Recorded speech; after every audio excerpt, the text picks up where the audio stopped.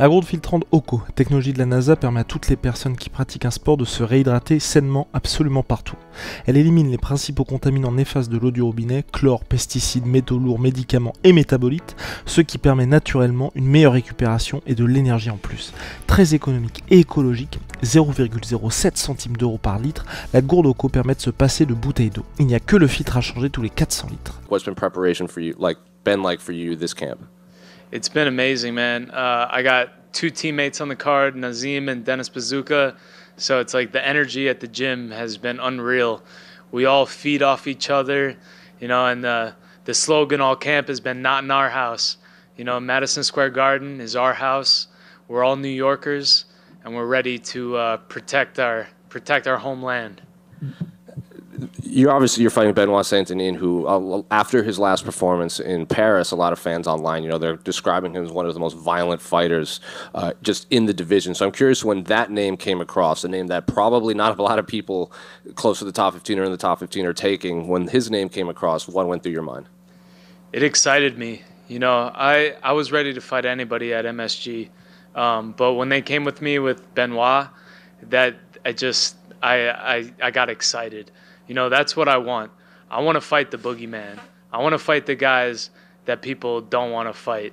And, you know, his nickname's the God of War, but I'm going to show the world that he's just a man. Were there any other names that came across you? Because obviously we just assumed you would be fighting Paddy either on this card or December. And then I think fans are excited for this fight, but it just kind of came as a surprise. No names, but I was ready for anybody at Madison Square Garden, and I was hoping for you know, an exciting fight. And even rankings aside, I don't care about these rankings. I want the fights that excite me, and this fight does that. I'm curious, you're obviously riding this knockout streak, but before this streak, you weren't scoring a ton of knockouts outside, like early in your career you did. So I'm curious, what change in camp, if anything, has led to this string of knockouts that we hadn't really seen from you in the UFC? It has to be the godfather of MMA, Ray Longo himself, the legend. You know, he wanted me to really dial in on my boxing, and we did that. I always joke around with Coach. I'm like, come on, I got too many weapons just for hands. But he really wanted me to focus on the sweet science, and you know, I put all my trust in him. I told him make me the next Long Island champion. And what he says I do, and he hasn't led me the wrong way yet. Well, kind of going off of that, a lot of your finishes have come with your back to the fence and your opponents coming at you. So what specifically about that did maybe Ray see that this might be the opening that you specifically could take advantage of? You know, he always wants me to work on my awareness and being able to strike moving forward, backwards, and having good movement. And, you know, we do movement every day. And just keep drilling in and training hard, and it's been paying off. Steamer, we're back here. Hey, what's going on, brother? How you doing? How you doing? So different story, same story, different day. Just like the Drew Dober fight, you are a heavy underdog going into this fight. Is this an added incentive just to, you know, kind of prove people wrong and make casinos lose their money and people betting against you lose their money? You know, I've been an underdog my entire life. I thrive as the underdog. And I love it. You know, I've been overachieving my entire life too. You know, nothing but hard work and grit. You know, I was never the fastest. I was never the strongest. But I always worked my ass off and wanted it more. And that's what I am. That's who I am. And that's what I'm going to do Saturday night. I saw you brought the boat with you, the best brother of all time, Cheese Roller. What advice did he give you, especially with such a layoff from May to now and fighting another monster, another tough opponent? What advice did he give to you and support? Oh, you know, the Cheese Roller always makes me like videos and stuff and like breaks down my opponents, and then I always show Ray, and just Ray like laughs it off. But I mean, he helps me out a lot. You know, he's always helping me with my social media. And, you know, talking with me, and, you know, I wouldn't be where I'm at without him, without my dad, without my team, without my family. And I'm lucky to have it, and I feel really blessed that I can, you know, share these experiences with them. You know, every fight week I got the peanut gallery running around with me, and we're having fun with it.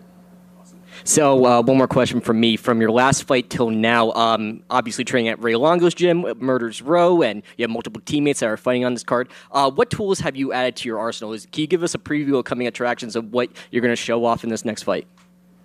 Yeah, I've got a lot of weapons in the arsenal that I haven't been able to show, in the octagon. And I think that Benoit is a perfect opponent. He's so well-rounded. He's on a 4-fight finishing streak with submissions and TKOs. And he's the perfect opponent that I could show all of my martial arts. I'm a mixed martial artist, not just a heavy-handed brawler. And I'm ready to show that I have jiu-jitsu, I have wrestling, I have Muay Thai, and I have boxing. And the way that I put it all together in the octagon is what I do best and what comes most natural. Thank you very much. Matt, over here. How does it feel to be repping New York as the lone New York native of the main card? Dude, it feels great. I'm a New York born and bred. I got Long Island blood pumping through my veins. And, I've got bacon, egg, and cheese all over, all in my body, and pizza, Sinelli's Pizza, just pumping in me, and I'm gonna go out there and represent the New York people well.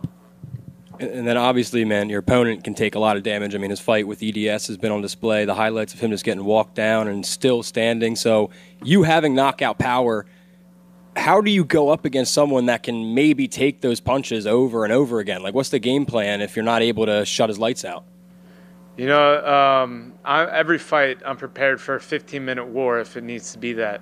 But, that's what they said about Dober. Before I fought Dober, they said nobody knocked him out, and then I knocked him out. Before I fought Ottman, he was undefeated. I gave him his first loss. Before I fought Valdez, he was undefeated. Gave him his first loss. That's what I do. I show that the impossible is possible, and that's what I'm going to do Saturday night. And then last one from me. I saw you tweeted that the veteran shorts aren't happening. Any idea why that kit didn't happen? No, I'm not sure why, but I'm dedicating this fight to all the brave men and women out there who served our country, and all the veterans out there. So I'm proud to fight on Veterans Day, and I'm dedicating that to all of them. Tough year for the Mets, huh? What'd you say? Right, other side. Tough year for the Mets, huh? Oh, yeah, man. I don't want to talk about baseball. All right, thanks, guys. I'm